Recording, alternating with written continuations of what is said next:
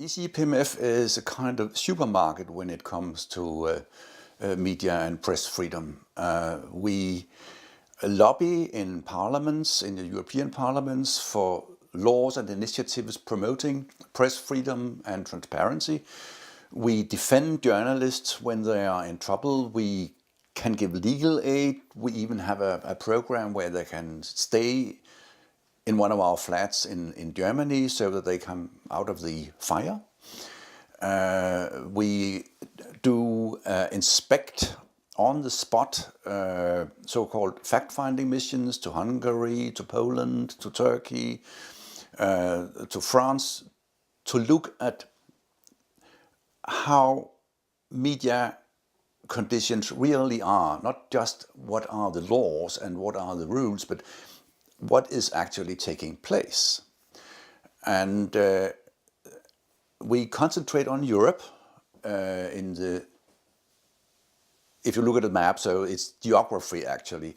We are more concerned about the old democracies in Western and Central Europe than in the Caucasus, but we are also active when it comes to the defense of journalists in trouble in the Caucasus and in Russia and in Turkey. One of the most troubling trends today in Europe is that democracy and press freedom are sliced in the name of the fight against terrorism, in the name of the fighting immigration, and so on and so forth.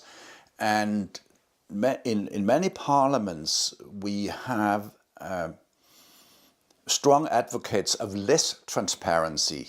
So the trend nowadays is not that the classical democracies in Western Europe are getting more and more open. The trend is the opposite. They're getting more and more intransparent. When it comes to doing investigative reporting, I think that one of the key issues is financing it, because it takes a lot of time, and time is money. It takes a lot of experience, and you have to have good and enthusiastic reporters doing it, and so on. And the pressure, of course, you have pressure from global companies. If you would, when you do investigation of banking, the banks are very powerful, and they know how to lobby in local parliaments, in governments, in European institutions. So that's why you see that despite the Panama Papers and all the LuxLeaks and so on, all this very good and solid reporting leads very, very slowly to changes in the banking business, because they're very powerful. That's just one example of the kind of pressure put on us. I think that's one of our key points at the moment.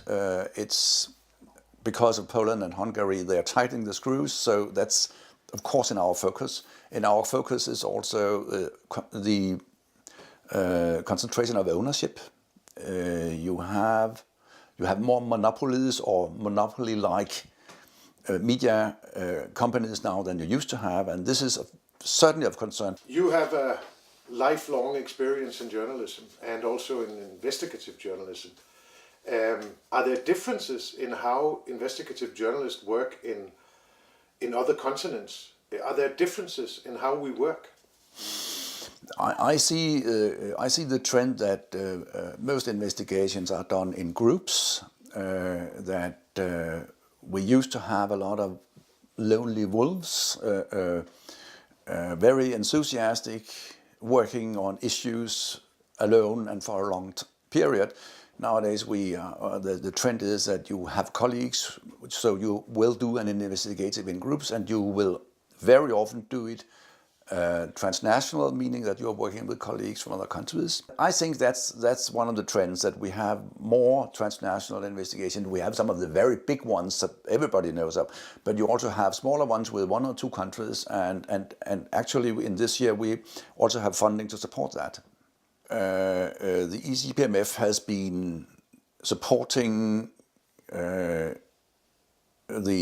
Turkish journalist in trouble from the very outset, from the very beginning. We have attended some of the processes. We have had a fact-finding mission. We're working together with the European Federation of Journalists and others to get Turkey to live up to, obligations. Turkey is member of several organizations like United Nations and others, where, as a state, they have promised to have freedom of expression. But I would say when a country, a state like Turkey or another state like Azerbaijan, when they make up their mind to turn off press freedom, there's very little we can do from outside. He doesn't seem to care, Mr. Erdogan. And for Azerbaijan, they are doing fine. They're bribing politicians in the Council of Europe, and they are bribing UN organizations, and they're doing fine. So we have to be more creative when it comes to stopping them internationally.